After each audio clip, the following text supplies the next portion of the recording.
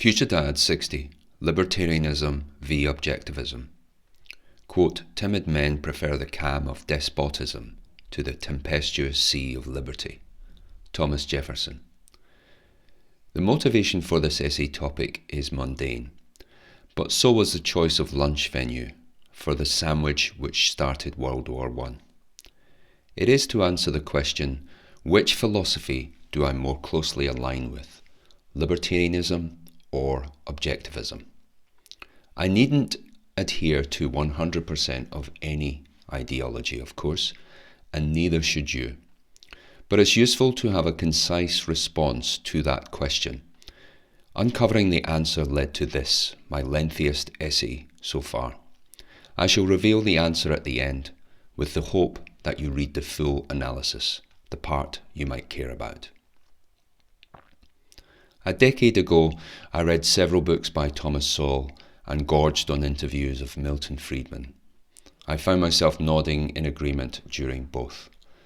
Libertarianism seemed to be an answer to many of society's ailments. Okay, let's not overstate it. It does have several problems, but it's the best of a bad bunch. Then I read Objectivism and The Virtue of Selfishness by Ayn Rand. Objectivism had similarities to libertarianism, but it had a much more comprehensive philosophical framework. So, is it a remedy to the ills which plague us? Given the primacy-recency effect, I re-examined libertarianism again, including Murray N. Rothbard's Egalitarianism as a Revolt Against Nature, and other essays of his. After that, I was even more torn. Which way, Western man? Both philosophies offer defendable, common-sense solutions to our societal disarray. Each has wiser and more virtuous edicts than the policies employed in the West since the 1920s, especially now that we are circling the socialist drain. How to choose between them? This then became the second hardest essay I've ever written. I spent as much time editing sentences as typing them. I changed my mind twice. The topic is so substantial and nuanced that it's impossible to fully do it justice in a single book, far less a single essay. I shall try. I don't have the brainpower of a Rand or a Rothbard, and I have spent a fraction of the time thinking about each topic as they have. I vow to make up for these shortcomings with passion for the subject and plentiful intel gathering. Thus, the essay is not an exhaustive study of libertarianism or objectivism, nor is it groundbreaking material unless you are new to either philosophy. So this is an introductory comparison of objectivism and libertarianism. As a teaser trailer, I shall state that both offer some hope for the West. So let's get started. 1. Introduction to libertarianism. 2. Introduction to objectivism. 3. Non-overlapping magisteria. 4. Overlap and agreement. 5. Prominent objectivists' stance on libertarianism. 6. Prominent libertarians' stance on objectivism. 7. Political invective. 8. My stance. 9. Weakness of libertarianism. 10. Weakness of objectivism. 11. Unification and implementation. 12. Summary and conclusion. 1. Introduction to libertarianism. Libertarianism is the application of individual freedom to political and economic decision-making. It centres on the many and varied applications of the non-aggression principle, NAP. I shall refer to the version of libertarianism associated with the Austrian School of Economics. I choose that rather than the Chicago School for 3 reasons. 1.1. It strongly advocates a laissez-faire economic system. Government is an agent of force. The more one injects it into men's voluntary affairs, the worse the results. This encompasses 2 of the 3 principal libertarian views of state size. the minarchism of Ludwig von Mises, and the anarcho-capitalism of Murray Rothbard, not the moderate interventionism of Milton Friedman. 1.2. It is humble enough to recognize that economics is not a hard science, i.e. it does not mathematize economics. Envious economists already engage in that enough. Besides, econophysics has largely failed as a unifying project. 1.3. It advocates praxeology, purposeful human action, as being a fundamental input and driving force of our economic and political environment. This outlook generally disqualifies financially assisted collectivism, which is antithetical to that purpose and obstructive to long-term human flourishing. In short, I have picked the best form of libertarianism. Other opinions are available. In this incarnation, libertarianism may be described as objectivism applied solely to politics. It's an elegant shorthand, but it exaggerates the overlap as we see it. It can also be rightfully claimed that libertarianism is a philosophy of propertarianism, since the quandaries that it solves can be boiled down to private property rights. 2. Introduction to Objectivism. Ayn Rand summarized her philosophy thus: metaphysics, which is objective reality, nature, to be commanded must be obeyed. Epistemology, reason, you can't eat your cake and have it too. Ethics, self-interest, man is an end in himself. Politics, capitalism, give me liberty or give me death. Objectivism is a staunchly pro-capitalist philosophical system, rooted firmly and exclusively in reason. It is called objectivism because its chain of logic, from precepts to concepts, is demonstrably objective and without religious undertones or leaps of faith, like in, say, traditional conservatism, egalitarianism, or fascism.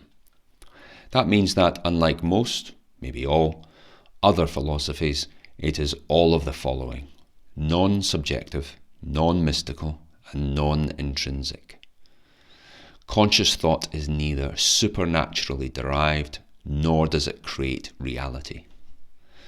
Objectivism starts with two axiomatic and deceptively profound statements: existence exists and A equals A.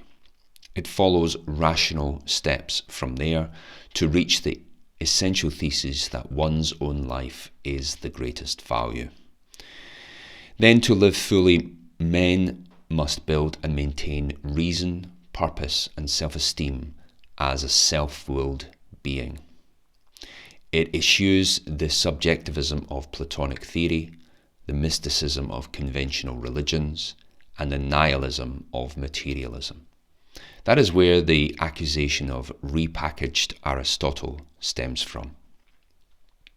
Just as there is with libertarianism, there is a choice of flavours of objectivism. 2.1. Closed objectivism. That which originates from either Ayn Rand herself or Leonard Peikoff, her protege and intellectual heir. You could also call it pure orthodox objectivism. By convention, I include the Ayn Rand Institute, ARI, founded by Peikoff. However, even the ARI says that it is not formally vested with the right to speak on behalf of Ayn Rand. 2.2. Open objectivism. This is anything developed by non-Randian or non-Peikoffian sources. This includes the Atlas Society. Being strict, this is a faction yet to find its feet, sans Rand. I am optimistic it will. Schisms. Viewing this fracture in objectivism and the different schools of libertarianism, it's worth contemplating whether everything philosophical, religious, must have a schism to be a minimum viable product. It seems so. Philosophy is a product of the range of human thought, of the time in which it is devised.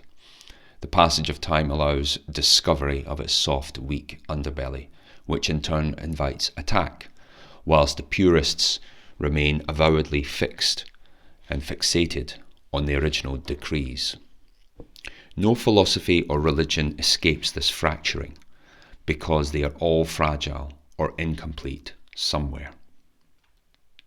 Anyway, it should be of no surprise that I select closed objectivism for comparison with libertarianism, given the total dominance of Rand's ideas in the philosophy.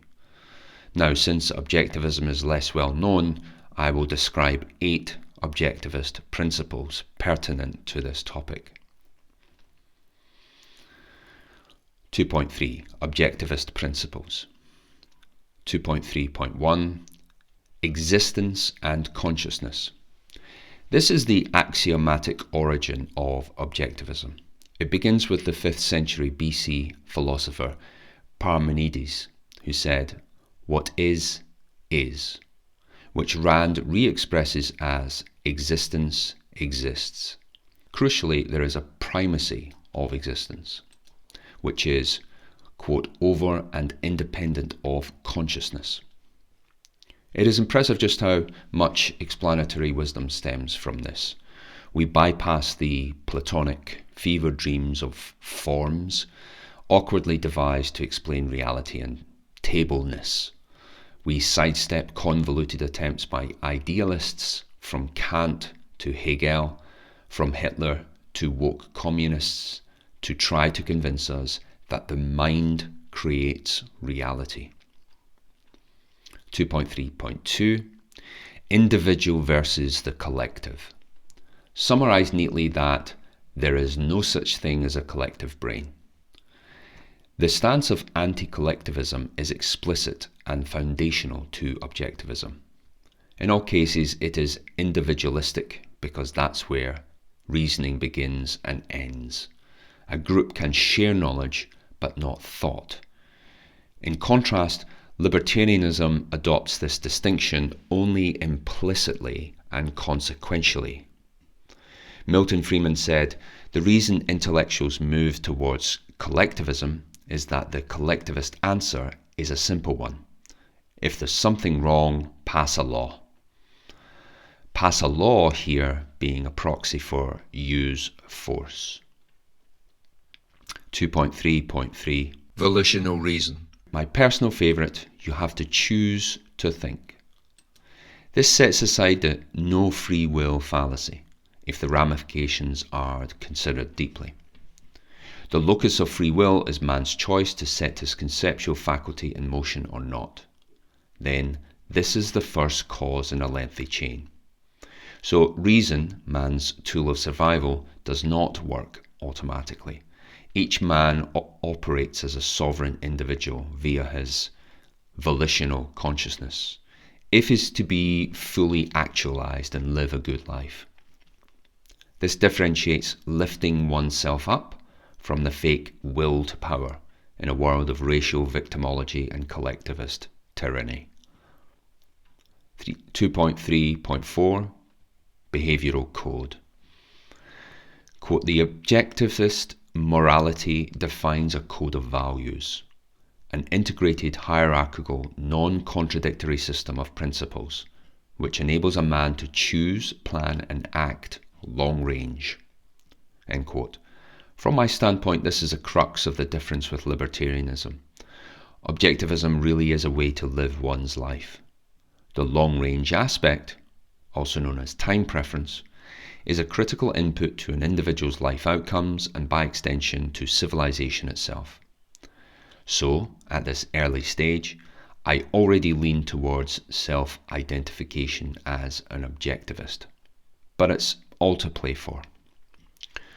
2.3.5 The State. Quote, people who want more favours from the government while ignoring the escalation of control this involves. This could be more important for the context of this essay. This, of course, is where libertarianism is also strong.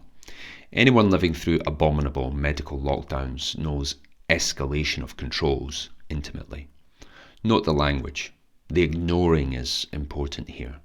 It is a deliberate, immoral act, opposite to the labelling of the left as stupid, as some are wont to do. It is clear from this and Rand's entire corpus that she is anti-statist, but as we will see, doesn't believe in purging it entirely. 2.3.6 Ethical self-interest.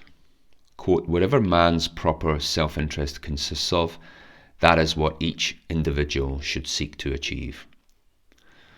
This denotes that one's own life is the supreme standard of value, simple and defiant.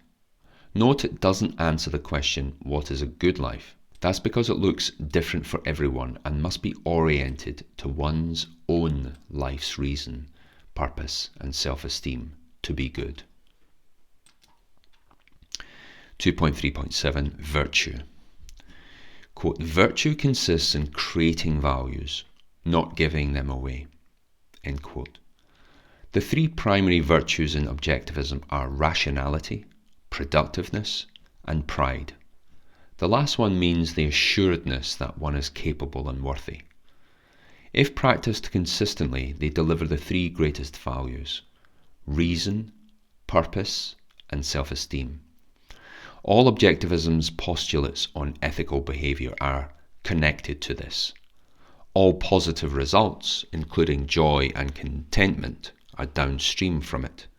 Yet none of it can be exercised if the mind or body is subordinate to others' control, and thus the rationale for why personal liberty is so important. 2.3.8 Rights. Quote, the doctrine that human rights are superior to property rights simply means that some human beings have the right to make property out of others. End quote. Elegant and chillingly accurate. Another apropos example, quote, individuals hurt in non-force ways, for example disappointment, are free to think and learn. No right has been breached. End quote. This is strikingly powerful prose, as well as having the advantage of being ethically correct and, I would contend, unimpeachable. I am moved by this because in my British homeland, 30 people a day are arrested for social media posts. 3. Non-overlapping magisteria. I use this term, borrowed from Stephen Jay Gould, somewhat playfully, in the attempt to separate the realms of inquiry in the same manner of the science v God debates of the 2000s. What are the NOMA conditions for libertarianism and objectivism? Can we say they occupy disconnected fields of interest?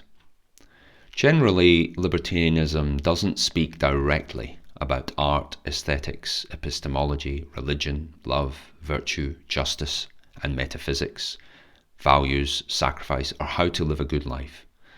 It comments only when the NAP is breached.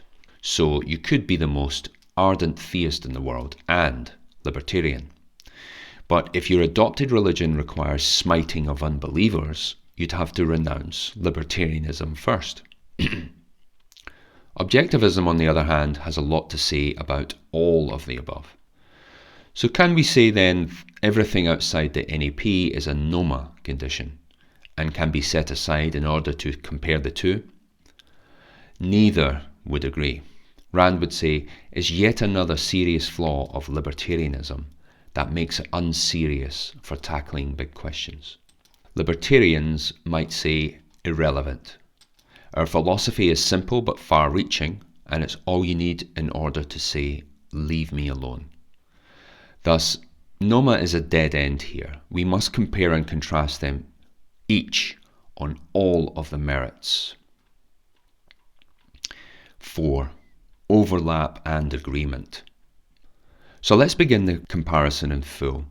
In theory, libertarianism and objectivism should be close cousins.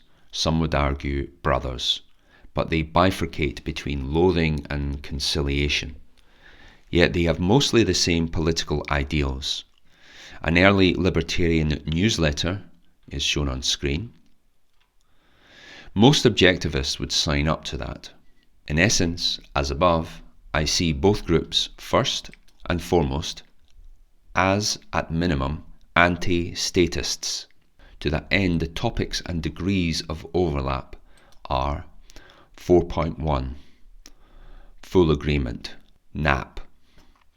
This is axiomatic in libertarianism. Its entire ethos follows directly from it.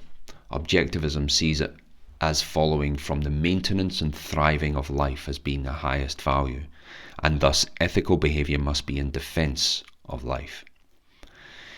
Quote, the rights of man can be violated by one means only, the initiation of physical force. End quote. As a corollary, both would claim to seek maximum economic and social liberty based on the defence of this freedom. Even here, at the point of closest agreement, the ARI claim that libertarians, quote, plagiarise Ayn Rand's non-initiation of force principle, NAIFP. 4.2, partial agreement. Size of the state.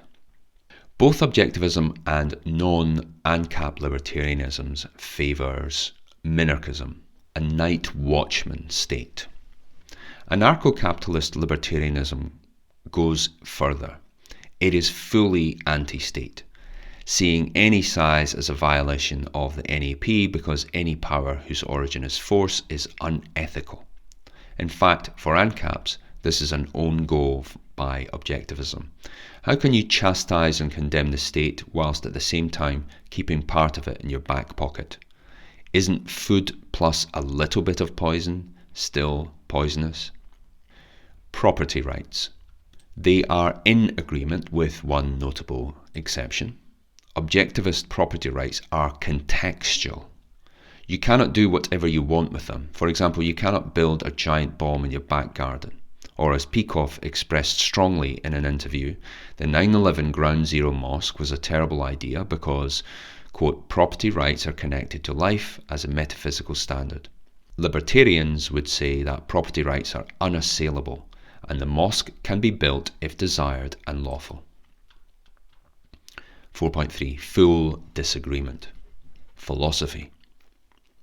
Rand would say that the world's problems can only be solved by changing its underlying philosophy. Libertarian and objectivist essayist Dr. Junkins said objectivism's, quote, methodological approach overcomes the false alternatives of rationalism and empiricism by explaining how abstract knowledge of reality can be soundly derived from valid perceptual experience, end quote. Conversely, libertarianism doesn't get involved. For example, abortion arguments can be resolved philosophically, whereas libertarianism will only look at it through a rights/freedom lens. I choose that example because both philosophies are pro-abortion, so the difference is not one of polarity, but of philosophical participation. Foreign policy. Objectivists support foreign interventionism. Libertarians reject this and prefer America first, if not complete non-interventionism. Objectivist Peter Schwartz implied that even negotiation with some foreign states harms moral legitimacy, which ties with Rand's view of either boycotting or invading evil nation-states. This is where the left-right spectrum is in full fragmentation, as libertarianism agrees with the dissident right and objectivism agrees with globalist neocons. Ethical behaviour. Objectivism says, quote, capitalism does not mean anything goes, especially that which infringes men's rights, end quote. This means predatory but legal behaviour is frowned upon. So too excess altruism, the subtraction of value. But libertarians would express it differently. The only limit of capitalism is infringement of the NAP. For them, both the preceding examples would be acceptable. The difference in moral expectation creates division, where the objectivist is disapproving and the libertarian is ambivalent. Anarchism/anarcho-capitalism. In objectivism, quote, Anarchists pretend to be individualists. As its main popularizer, Karl Marx, made clear, anarchism is an expression of utopian collectivism. It does not recognize that honest disagreement and deliberate evil will always be possible in men. End quote. Here Rand pulls in some sense from the malevolent universe idea, which is opposite to the benevolent one that the Objectivism usually assumes. Rothbard stated he is not an anarchist and, quote, those who call us anarchists are those who call us anarchists and not on firm etymological grounds. Playing with definitions aside, anarcho-anything creates an unassailable gap between the two philosophies, especially anarchy itself, which Rand despises. 5. Prominent objectivists' stance on libertarianism. Now we've compared doctrines, let's examine the influential figures' views, personal and scholarly, of their rivals, starting with objectivists. 5.1. Ayn Rand's view. It may surprise some that at first Rand was cordial to libertarians. She promoted the public awareness of the Austrian school and was influential in the Mises Institute in the 1960s. When asked about her influences, Rand said, Aristotle in philosophy, von Mises in economics, Montessori in education, Hugo in literature. But eventually, later in life, she became increasingly scathing about subjectivist libertarians as she saw them. She believed their philosophic cupboard was hopelessly bare, that it didn't stand up to ethical interrogation on anything other than as a utilitarian, morally ambiguous calculation.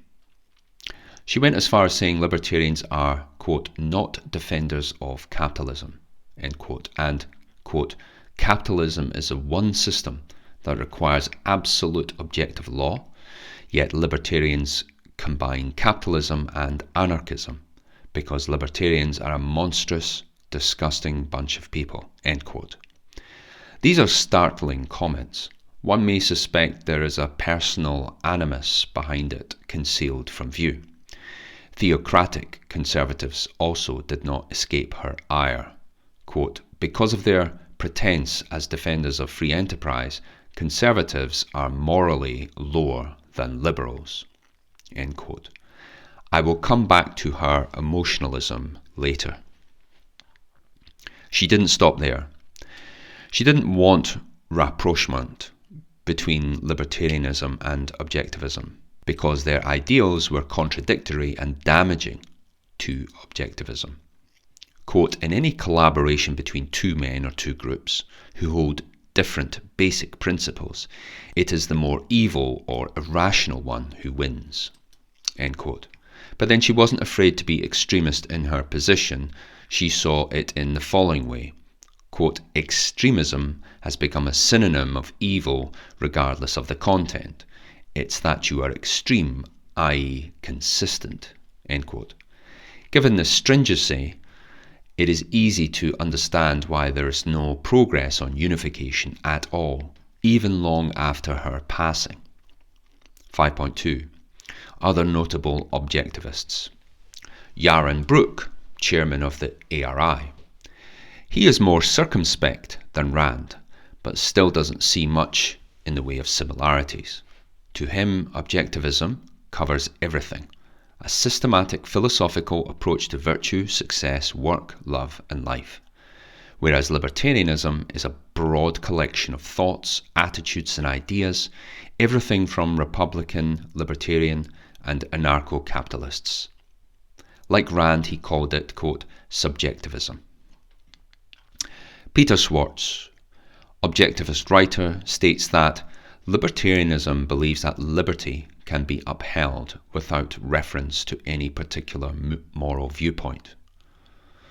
This is a kind of way of restating the accusation of degeneracy. He is technically correct that as long as there is not initiation of force, all morality is permitted in libertarianism. John Allison, objectivist and libertarian Cato Institute president. He had a foot in both camps, and seeking reconciliation believed that, quote, the name-calling between libertarians and objectivists is irrational, and that apart from anarcho-capitalism, quote, all objectivists are libertarians, but not all libertarians are objectivists. I disagree because although objectivism can, absent ANCAP, loosely claim to be a superset of libertarianism, they have a paralysing conflict on foreign policy, ethical behaviour and philosophy itself. 6. Prominent libertarians' stance on objectivism. Many libertarians cut their philosophical teeth on objectivism, including those in the public eye. Both Rand Paul and Javier Milei have read her work. Rand Paul got her books for his 17th birthday. Here are some of the views of the libertarian giants. 6.1 Murray Rothbard. Perhaps the most influential of the Austrian school libertarians and the strong advocate of anarcho-capitalism. Even more anti-conservative than Rand, he said, quote, conservatism has no future. He apparently didn't like Ayn Rand, or Milton Friedman for that matter, and didn't appreciate her intransigence or the pomposity of her inner circle, as demonstrated by his quite acerbic play and his entertaining essay on its cult-like behaviour. More importantly, he was implacable on the immorality of minarchism. He believed that an objectivist man, as a volitional consciousness, is usurped by a government power, no matter how small. He challenges and obliterates her famous extreme consistency of her belief in small government. Quote, if it is proper and legitimate to coerce an unwilling Henry Thoreau, a freedom activist and philosopher, into paying taxes for his own protection to a coercive state monopoly, I see no reason why it should not be equally proper to force him to pay the state for any other service, whether it be groceries, charity, newspapers, or steel. End quote. In my view, this is devastating. For once, Rand was outfoxed and outranded on the basis of moral congruence. 6.2 Ludwig von Mises. When Mises read Atlas Shrugged, he was so impressed that he wrote to her that, quote, it was a cogent analysis of the evils which plague our society, a substantiated rejection of the ideology of our self-styled intellectuals, and a pitiless unmasking of the insincerity of the policies adopted by governments and political parties. End quote. But Mises was a subjectivist, in that there can be no objective calculation of moral value, and so his ideas cannot be reconciled with objectivism. Indeed, when they had dinner together, an associate of Rand said, quote, the evening was a disaster. She, Rand, said that von Mises did not care to consider moral issues. We argued quite violently. At one point, von Mises lost his patience and screamed at me. 6.3 Friedrich Hayek. The Nobel Prize-winning Austrian school libertarian economist and a protege of von Mises differed from Rand on a more metaphysical and epistemological basis. Quote, the objective physical world is different from that perceived by the senses, and, quote, no universally valid system of ethics can ever be known to us. This is clouded in the language of idealism and skepticism and is diametrically opposed to the framework presented by objectivism. The claim could reasonably be made that he actually feared morality. Even worse, he disagreed with a non-theological moral basis for capitalism via individualism and non-altruism, and he believed instead a revival of Christianity would strengthen it. In turn, Rand publicly and pointedly recommended the work of von Mises, but not Hayek. Her friend and associate Harry Binswanger said Rand's objection to Hayek was intellectual. 6.4 Javier Milei. Australian school-inspired libertarian president of Argentina.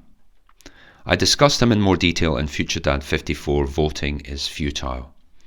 Milley despises state government and revels in cutting it to the bone. Philosophically considers himself as an anarcho-capitalist, but in real life is a minarchist. He describes his alignment as basically Ayn Rand. He is the one plausible model for fruitful and purposeful unity of the two movements. 6.5. Michael Malice.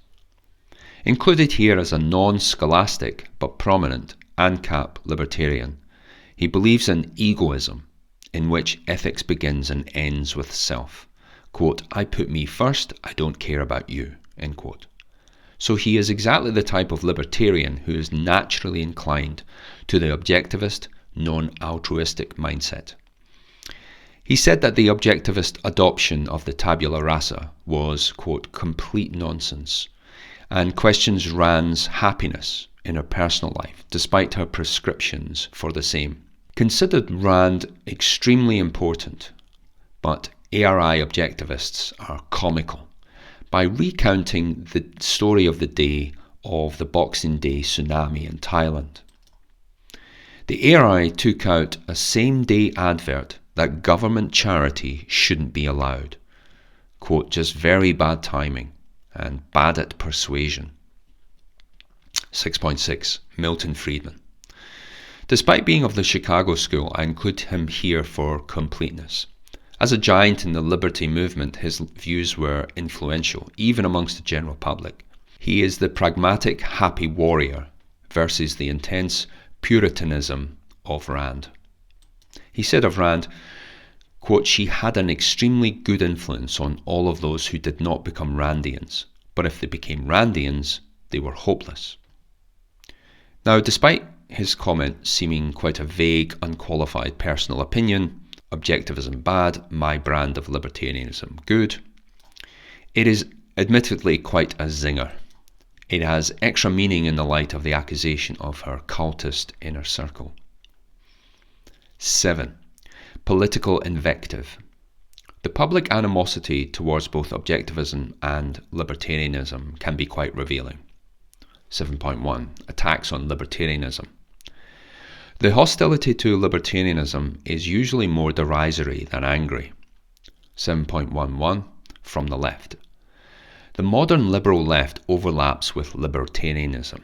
They are kissing cousins, pardon the pun, in respect to the accusation that morally anything goes, but diametrically opposite economically. So their critique is mild. An example is Michael O'Malley of George Mason University, who describes Rothbard's tone towards women's suffrage as contemptuous and hostile. This is not an argument, and in any case quite mild. 7.12. From the right. I see and hear mockery quite often from the online dissident right. Use of LOL Bertarian is common. Just like ex-smokers, ex-libertarians project by chastising their past frailty.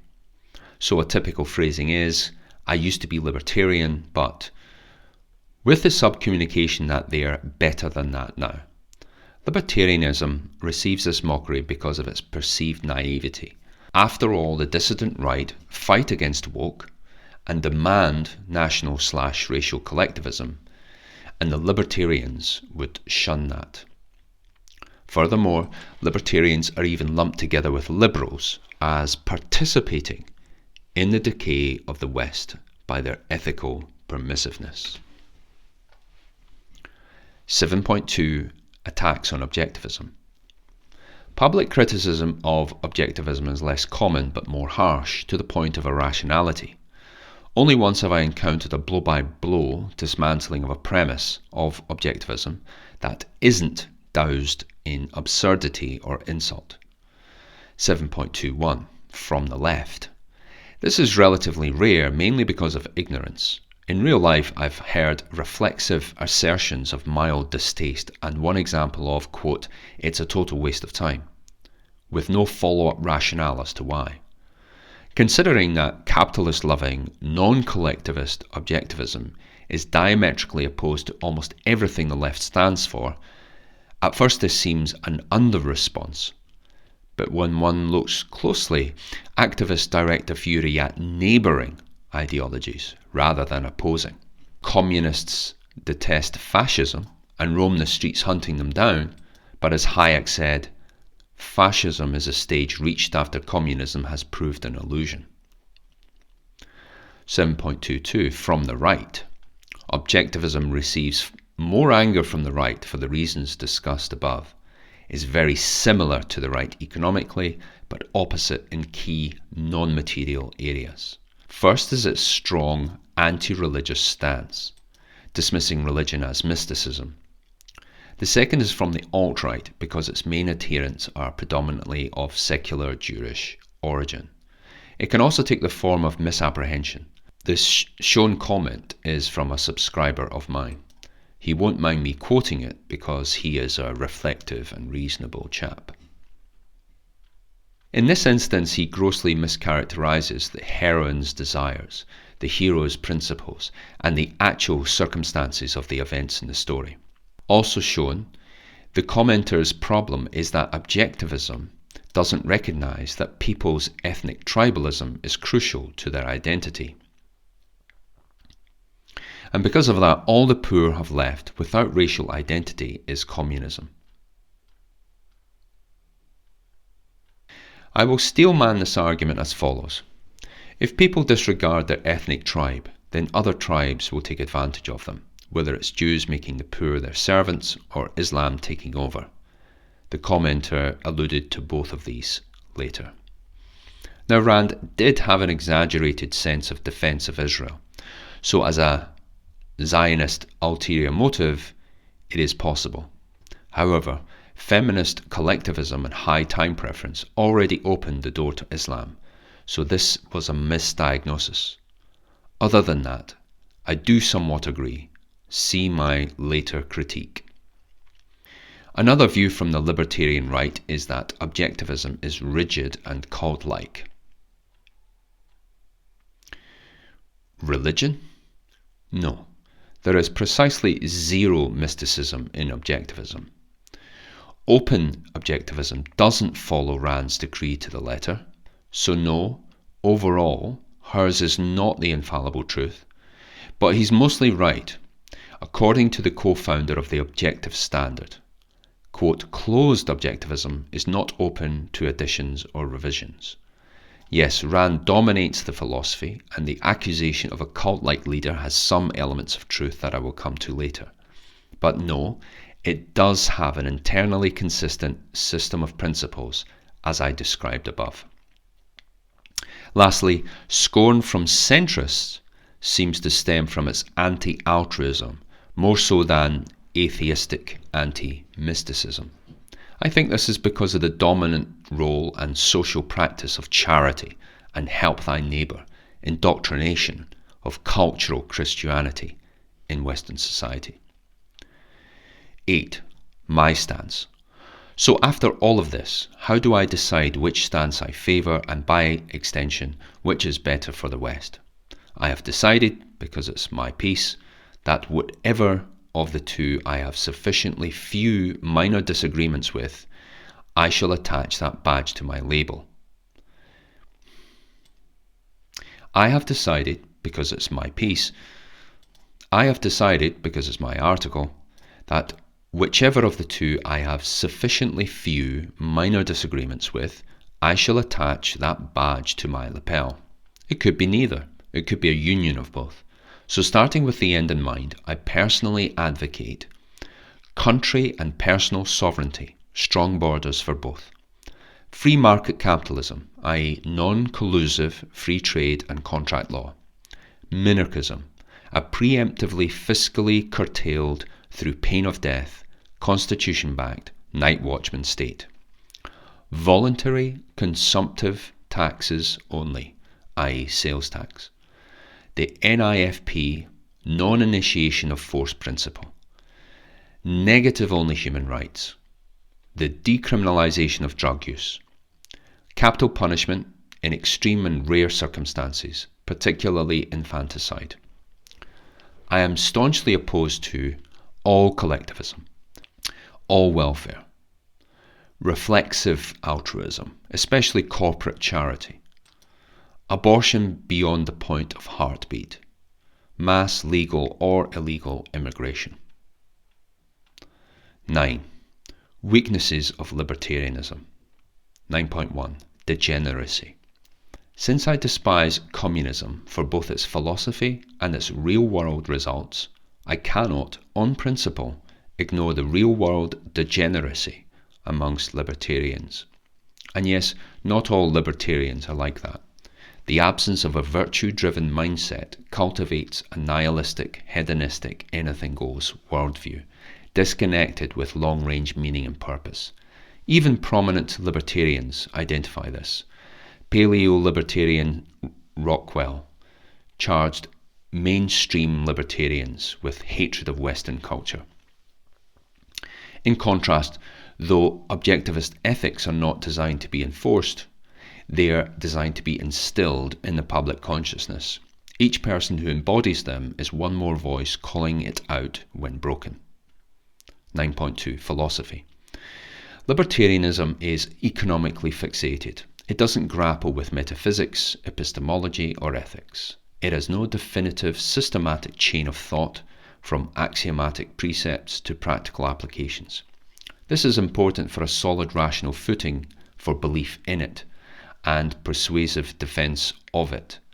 Debates quickly degenerate into differences of opinion because of the lack of sound precepts.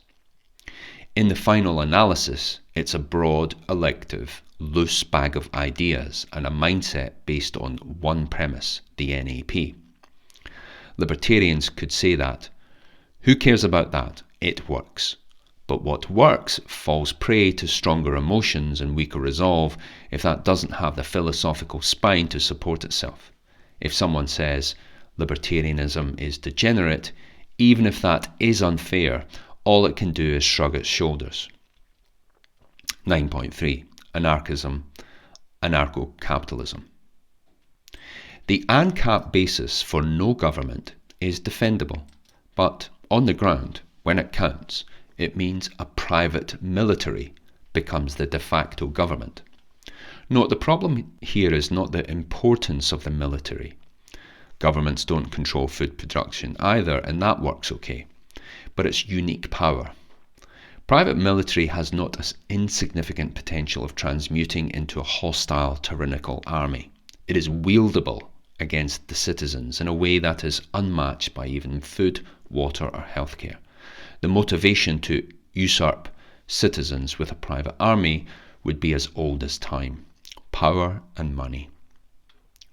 9.4. Open borders. If you purge the welfare state, then yes, you get fewer migrants. But people are of a time and of a place.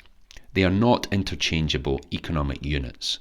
We are not identical under the skin. To paraphrase Rothbard, biology stands like a rock in the face of these fantasies. These are luxury beliefs of the metropolitan elite who have a nice Indian GP lady, therefore the country should invite 5 million unvetted Indian men. And there's no point saying just live and let live when incompatible cultures are forced to live cheek by jowl, their differences causing daily friction. It is untenable for me to live next door to a Muslim family who wear bin bags, play the call to prayer, accumulate garbage in their gardens, have a permanent sullen disposition, and recoil from dogs. Just as it is untenable for them to smell bacon wafting through the air or see me hold hands with a girl in a short skirt who's not my wife. On a grander scale, nationhood and cultural cohesion must be maintained, or the whole world becomes an indiscriminate mush of nowhere people. I've outlined elsewhere how to achieve this without descending into unfettered, unshaven racial tribalism. 10. Weaknesses of Objectivism. 10.1. Zionism. Rand, Peikoff, Brandon, and many other prominent objectivist thinkers have Jewish heritage. Jennifer Burns, biographer of both Friedman and Rand, claims that objectivism couldn't go as far as anarcho-capitalism because Rand's sensitivity of what would happen to Jewish minorities during anarchy. I can't vouch for that. But anyway, do they discard and disavow that collectivism? They certainly do strongly advocate for the defence of Israel. I am mistrustful of this special pleading and sceptical and disinterested in the whole region because, following centuries of evidence, it is utterly toxic to civilization. 10.2. Foreign policy. Objectivism's stance on an invasive, proactive foreign policy takes up the apparatus of a large state and is an anathema to the preferred night watchman state. Arch-objectivist Peikoff dismisses isolationism and interventionism as simplistic terms and said that, quote, the only intervention the United States should enact is war, and only and when it is in self-defense, end quote. But the murky term self-defense is a catch-all for almost anything, since according to the ARI, quote, whatever else it does, therefore, the US can put an end to the jihad mongers only by taking out Iran, end quote. I'm as anti-Islamic as anyone, but I would say keep the hell out of the region, especially with my money. 10.3. Night watchman state. Essayist and libertarian Roy Childs wrote to Rand saying, quote, you haven't gone far enough. If you follow the logic of your thought, there should be no state whatsoever. Although he later disavowed his own reasoning, this may always be a significant fracture. If, as per objectivism, a man's consciousness is his source of rational thought and action, and government is purely force, and thus it is always in opposition to liberty.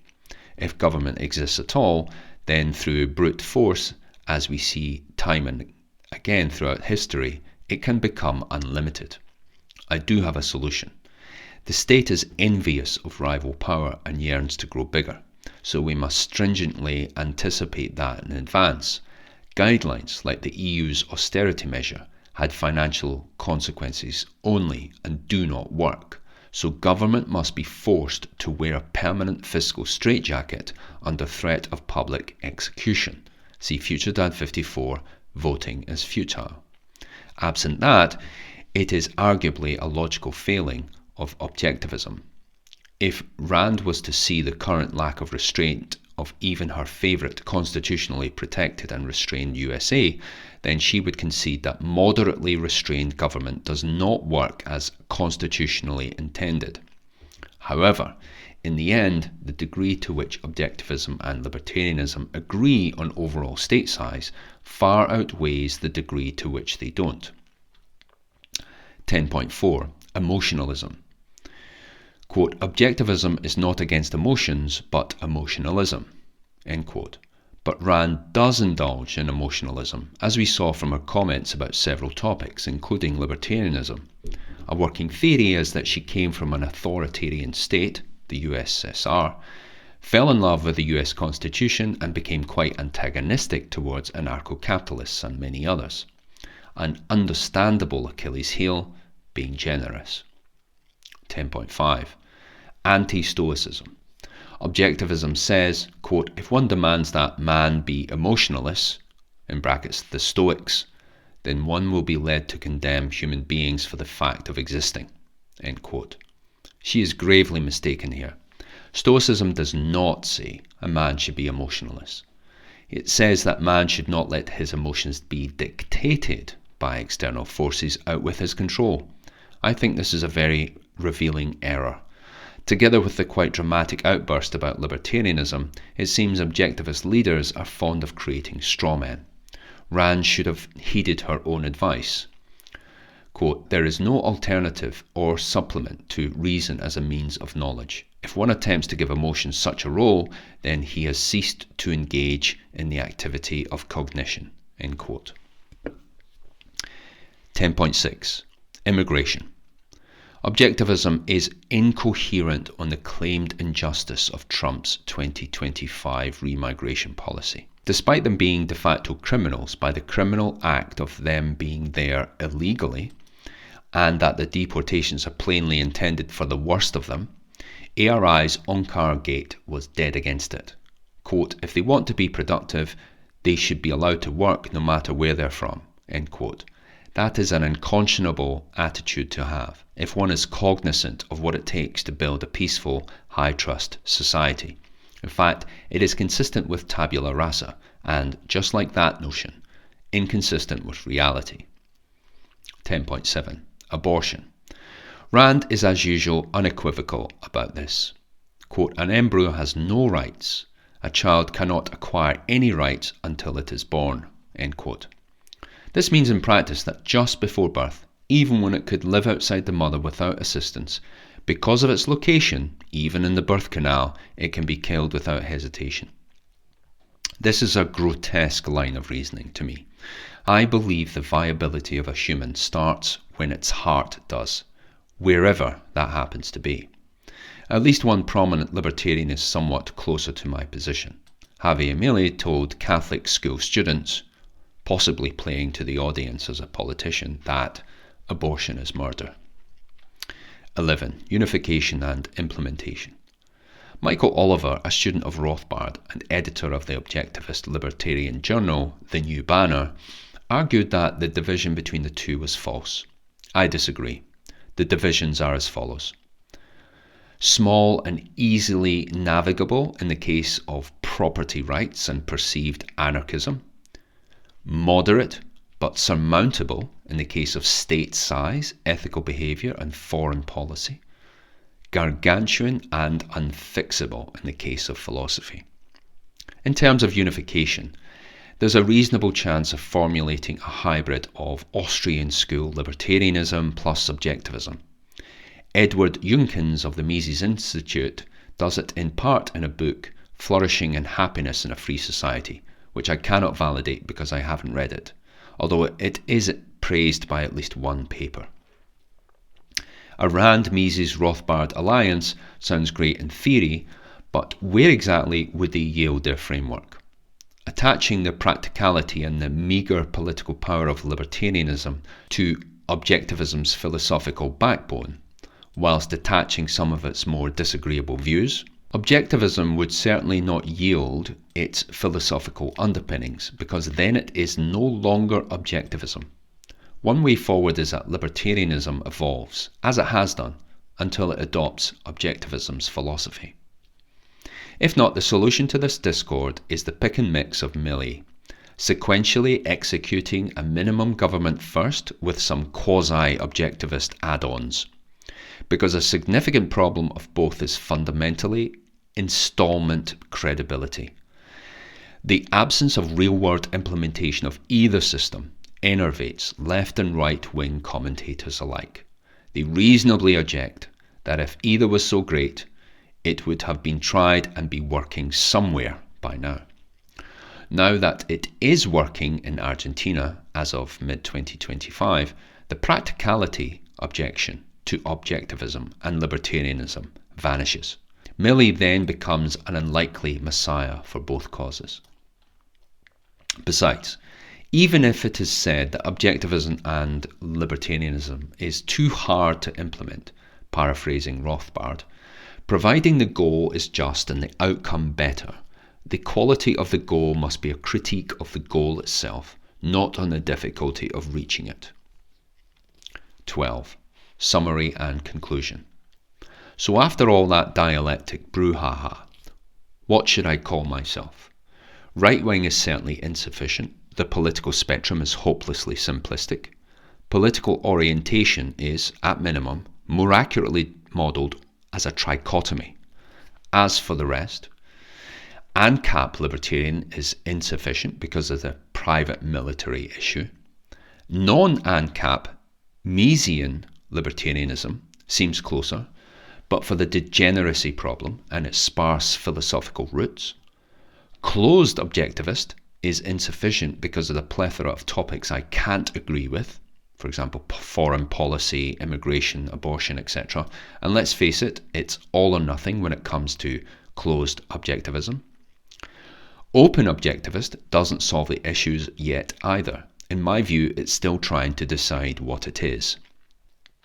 Despite all that, in practice, I'd pull your arms off if you offered me any of that for the West.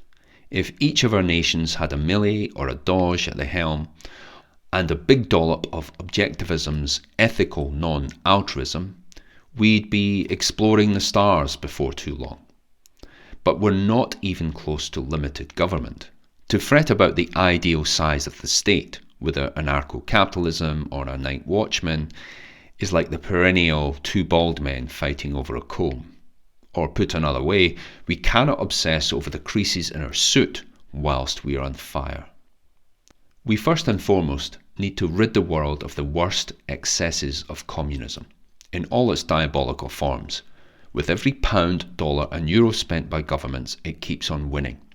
Only full-throated revolt and or quasi-civil war seems capable of saving the West at this point. But that is no recipe for the ongoing flourishing of civilization. So in conclusion, whilst I have almost certainly made the mistake in the essay of, as the historian Thomas Macaulay elegantly puts it, quote, giving prominence to all the circumstances which support my case, gliding lightly over those which are unfavourable to it, end quote, I'd state that neither libertarianism nor objectivism satisfyingly describes my position. So until I invent my own philosophical framework, I shall remain pick and mix of both and continue to call myself FutureDad instead. FutureDad.